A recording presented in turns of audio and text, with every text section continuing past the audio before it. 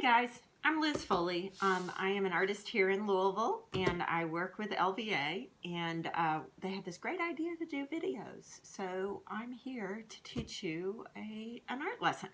I'm in my studio. That is my printing press. Ooh. So while I'm in isolation, I am trying to make a lot of art. This project that I want to do with you is, I'm calling it Disruption. It really is more about drawing in cross contour. I think a lot of students, a lot of people want to learn how to draw in 3D and they think, oh my gosh, it's this really big thing. Well, actually, it's just changing the direction of your line. So I'm just going to show you a sample of what we're going to be doing today. This is distortion, taking a straight line and bending it or curving it to create the illusion of depth. Okay, I have another sample. I'm not as happy with it, but I thought I would share it with you because if we're gonna have some time at our homes, this is something I think you could really play with a couple of times and get a better understanding of how to create that optical illusion we call depth. Okay, so with that said, you're going to want a piece of paper. I honestly am just using copier paper out of the printer. You could use colored paper if you wanted to, construction paper.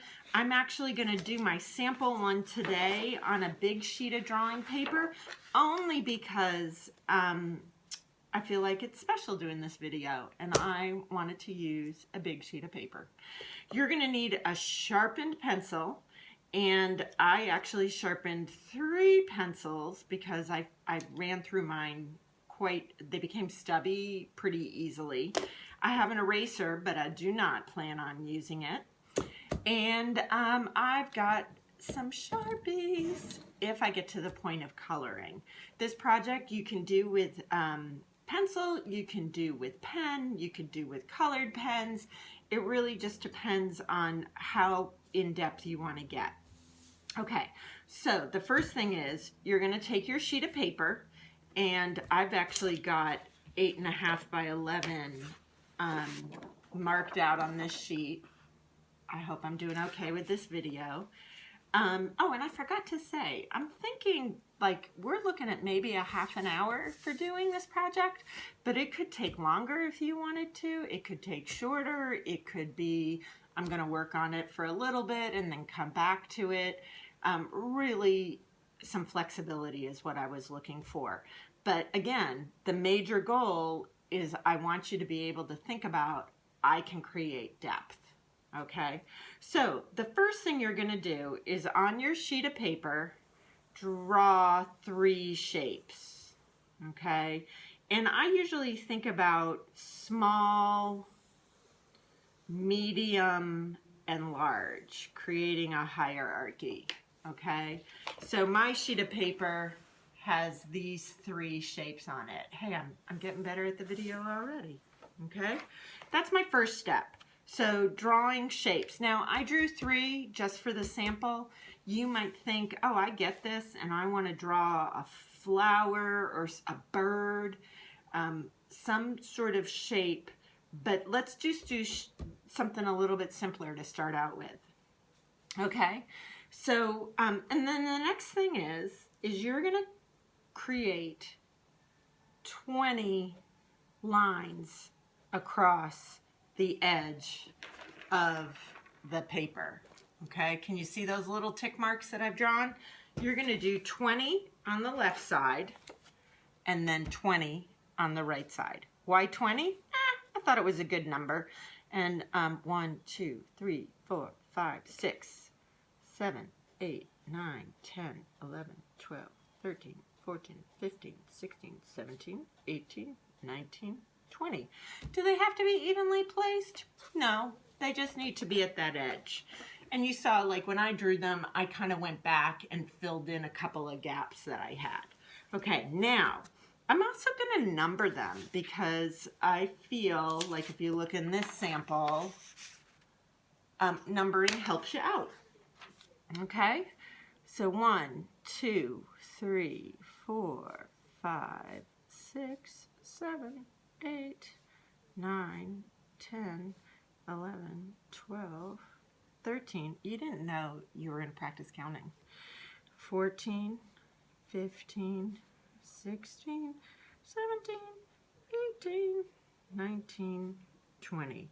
Oh, and I should have said, draw these things lightly on the page. I'm drawing them a little darker because I feel like I'm not, I want you to be able to see it. Okay, so that was on the left side. On the right side, I'm going to draw 20 tick marks as well. I'm going to try to line them up across the page, but I'm not going to worry if they aren't. So I'm doing what's called eyeballing it. 1, 2, 3, 4, 5, 6, 7, 8, 9, 10, 11, 12, 13, 14, 15, 16, 17, 18, 19, 20. Oh, and I am sure there are some smarty pants out there who think we should use a ruler, but no, we are not going to use any rulers. I think it's really cool to practice drawing a straight line on your own. I also think that if your line wiggles a little bit, you're just showing that you're human, and I think that's awesome. Okay, so I've got my 3 shapes. I've then drawn 20 tick marks on one side, 20 tick marks on the other. Here is the big thing. Sorry, I'm checking my notes to make sure that I'm doing okay. Now, we are going to connect the line segment on the left with the right. Okay, I'm going to move a couple things out of my way and pull this closer to the video so maybe you can see a little bit better what I got going on here. Okay, so I'm connecting my 1 tick mark to my 1 tick mark over here. Oh, guess what I forgot to do?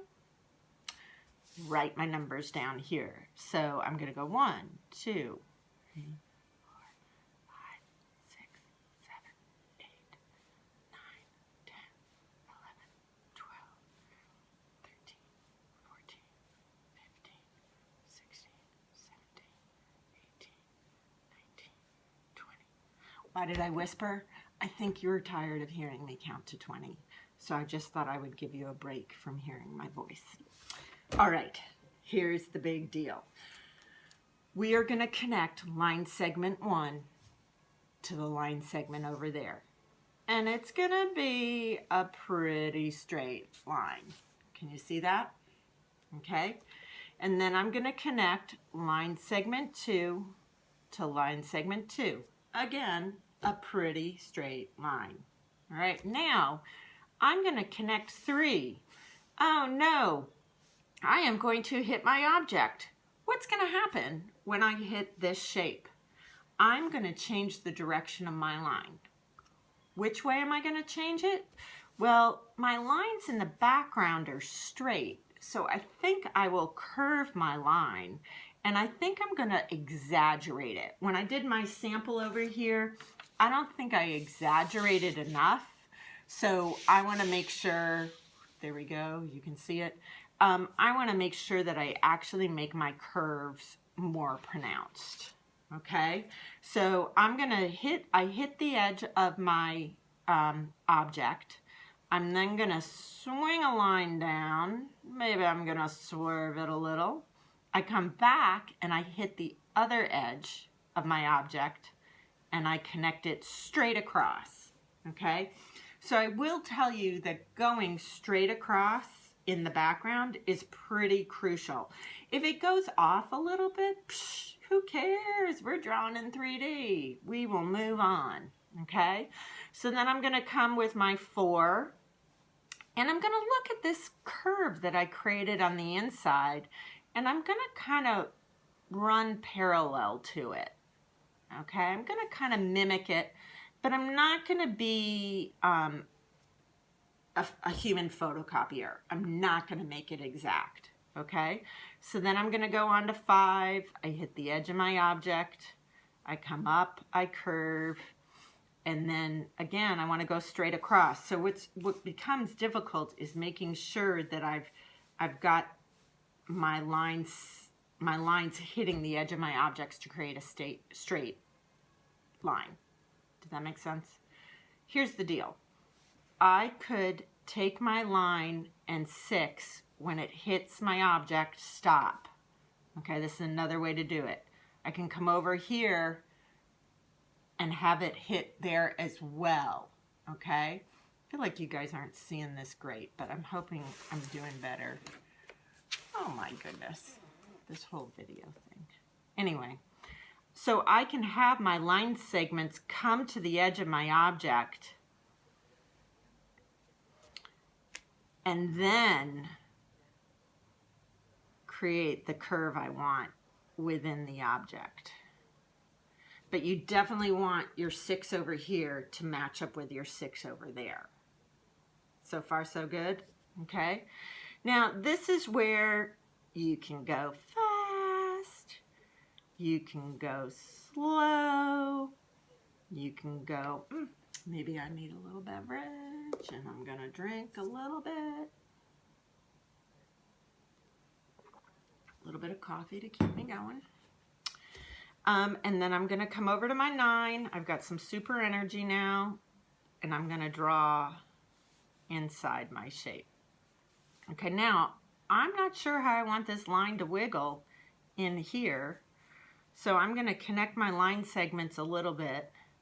I got my line segments off. Okay, 13 to 13. And I'm going to figure out, well, I want it to look like it's a hole going down, down, down, down, down. So I'm going to come here, I'm going to go down, and then I'm going to come back up. I'm going to come here, I'm going to go down, and I'm going to go back up. Okay? How equidistant are my lines?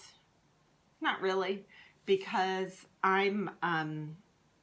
they're not equidistant on the sides. Okay?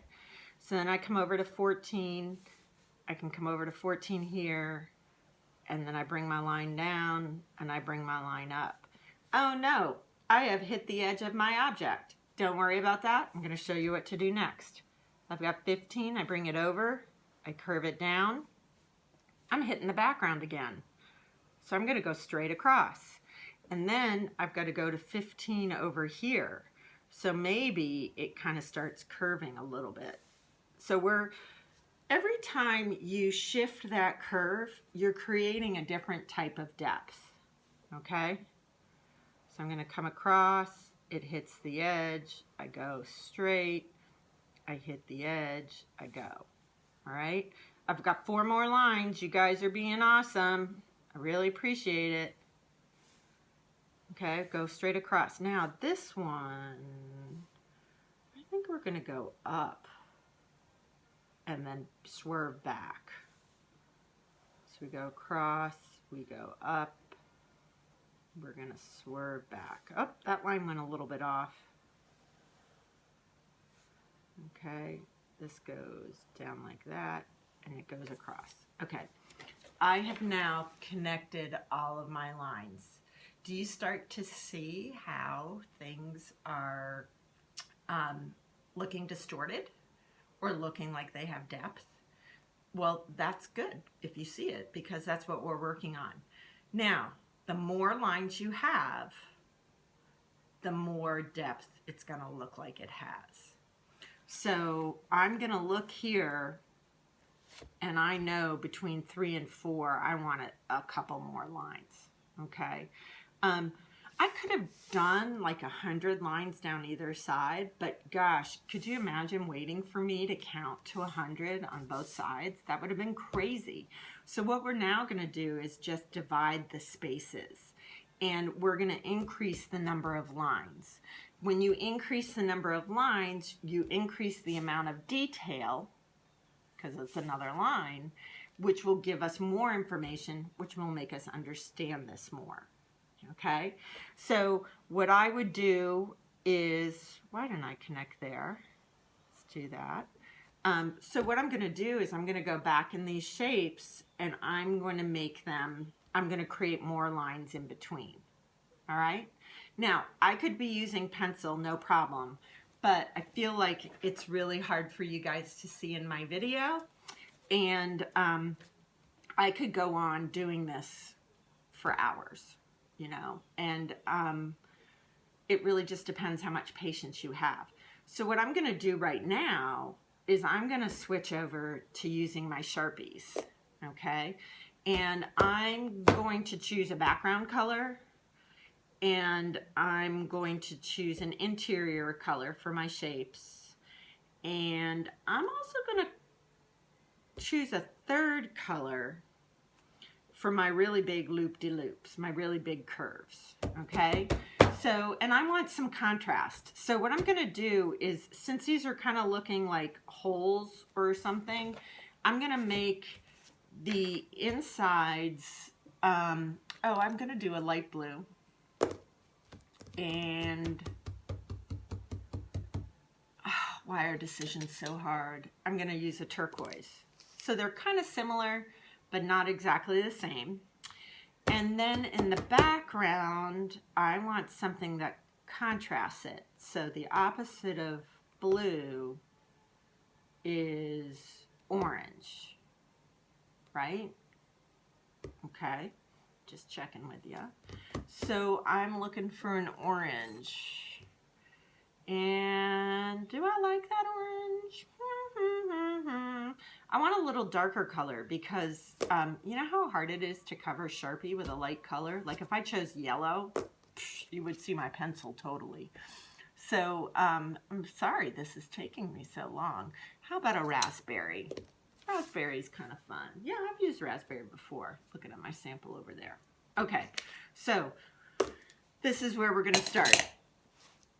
I am just going to go in and trace over my background lines.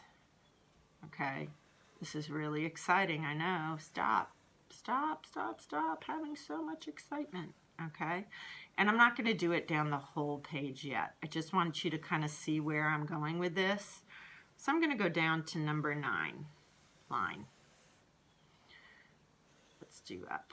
Is it easier to see now that I've got that Sharpie in place?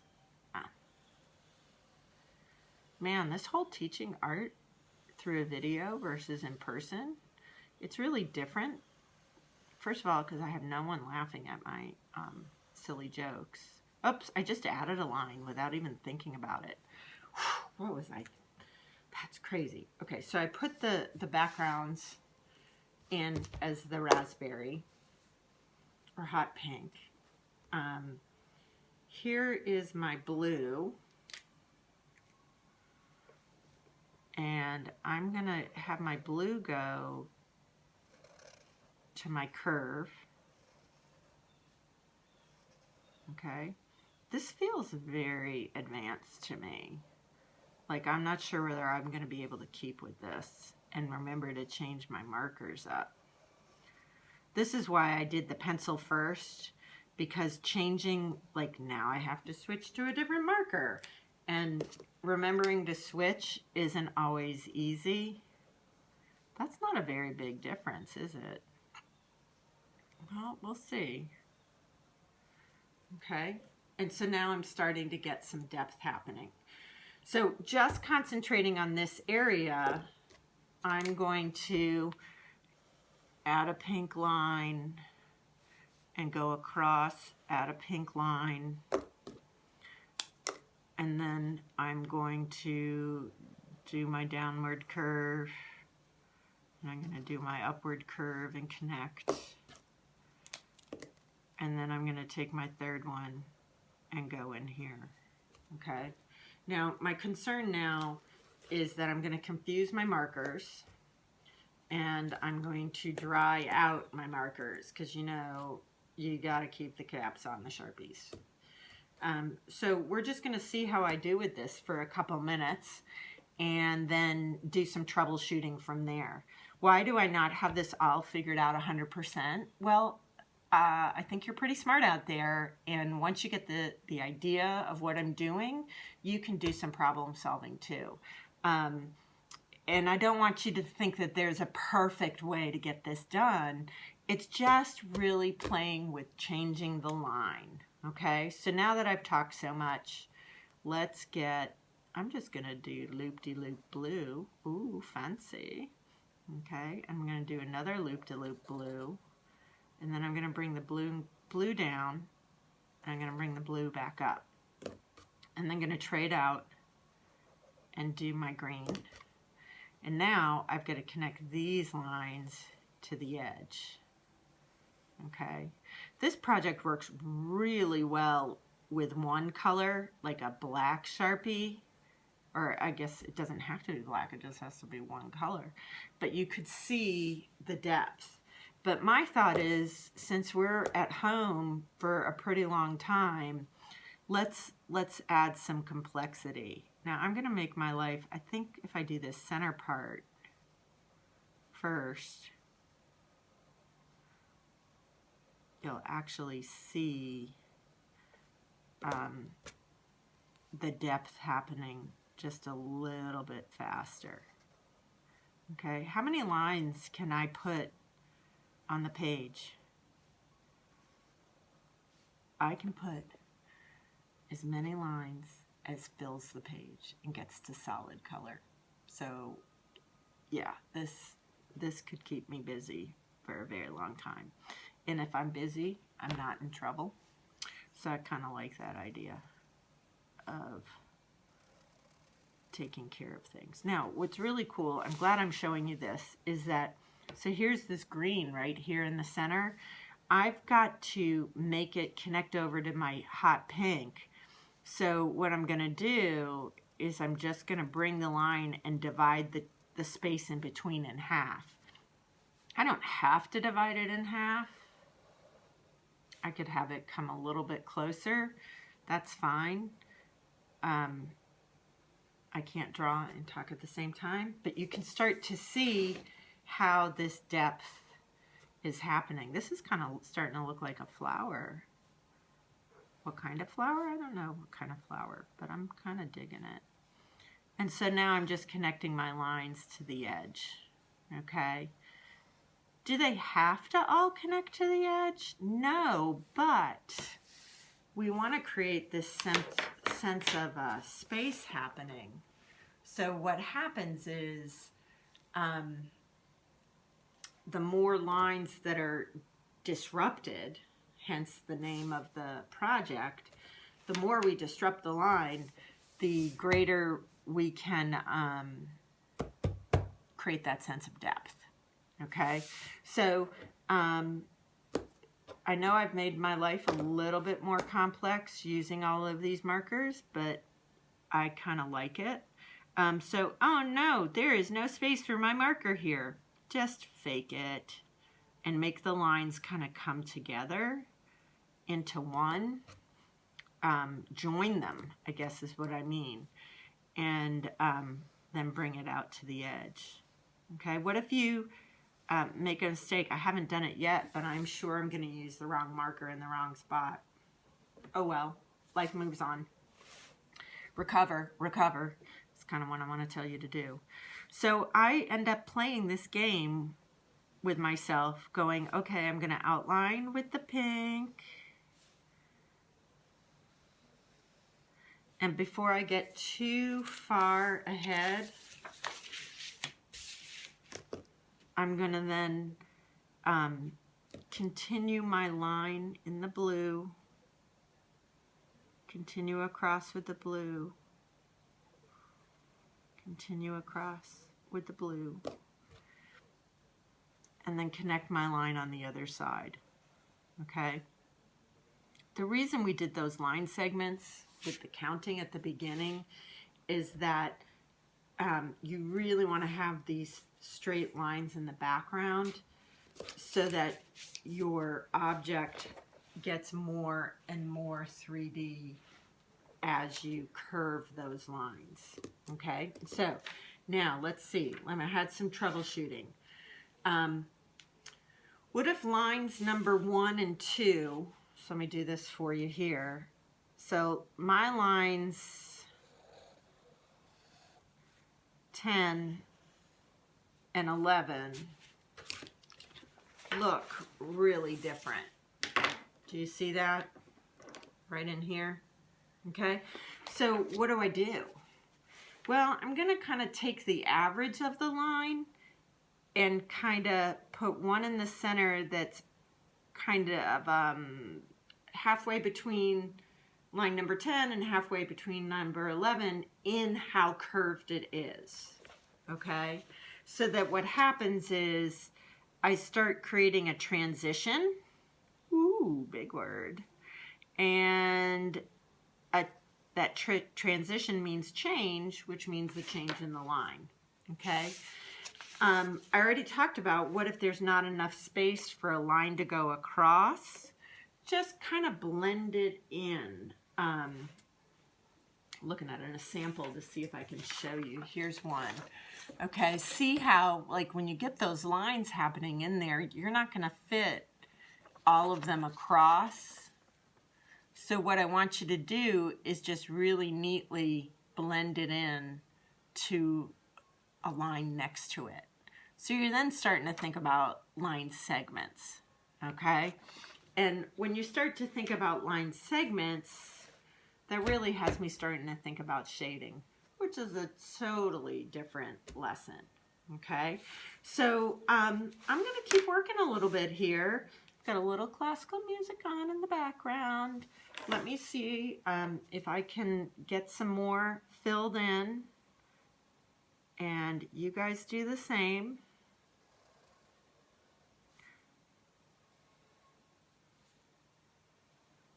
Okay, silence is really hard for me. What I like about drawing these lines is it becomes really mesmerizing. I was thinking about all these different lessons I could teach with you guys, and I thought, no, this is one, like, I think I do an okay job at this, but I still can do better. So I see myself working again on another project. Like, I'm going to try a bird for my next one. Or what if I tried to do a cube? Could I figure out how to do a cube? And I like that idea that this is just something that I could keep practicing with. I did this with my LVA class, and boy, some of them, we did it with just abstract objects, but then some of them decided to use their hands. So don't do a turkey hand on the page. You know, don't just trace your hand, but look at your hand and do the contour of it. You know, take a couple minutes, draw the outside of your hand, and then notice, like, okay, this is the side of my hand, that line goes one direction, the palm of my hand goes another, to this lifeline, I don't know which one it is, it dents down a little bit, then it starts to come up, then it starts to come up to this line, then it starts to come up to this one, and then it goes back down. So it's like that change in direction shows us the depth of our hand. So it actually helps if you don't have your hand out straight like this, but you have it bent a little bit. That kind of gives you a little bit more information to work with. It's not cheating, it's just getting more information, okay? So I'm going to draw a couple more, and then I'm going to come back to my blue.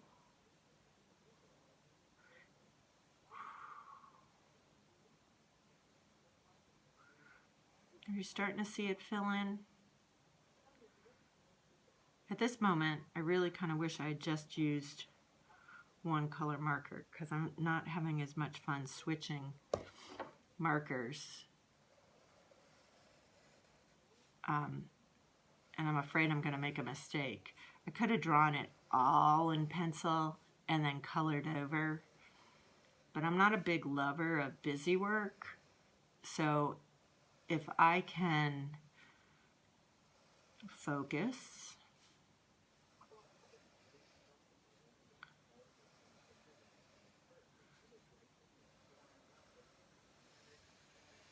boom, I can start to see this picture come together. Why did I choose 3 markers? I thought I could handle 3. Maybe 2 would have been better. Maybe 5 would have been cookie crazy and kept me busy forever.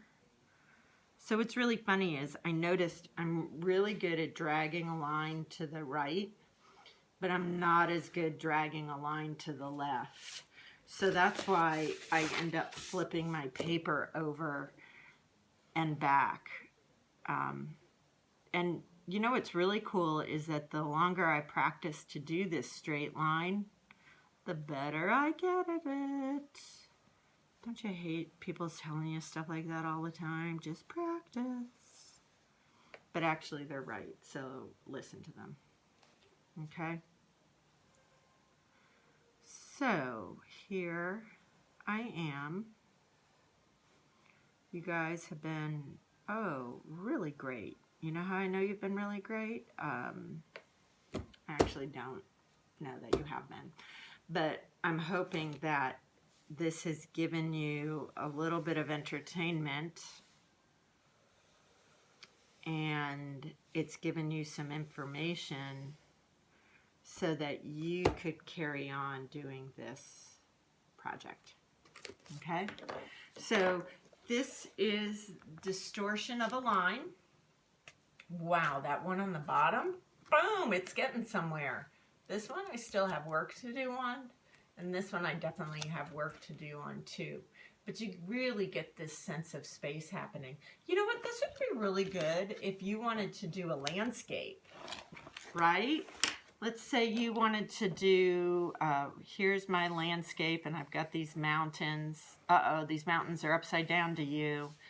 But then what I could do is I could decide to make a contour line around the edge of my mountains. And you could start to see the depth happening in my mountains. That could be really cool. Oh, water. Well, duh, this looks like water. That's a pretty good one too. So my name is Liz Foley, and I am happily doing this video for LVA. And if anybody has any questions, you can reach out to me. And otherwise, just have a good time. And oh, you know what? I have a feeling maybe you want to post your finished pieces, which will be like a week from now, because you know this is pretty labor intensive. It's going to take you a long time. And we can see what kind of ideas you came up with. Anyway, have a great day and stay safe, stay healthy, flatten that curve. Thank you. Bye-bye.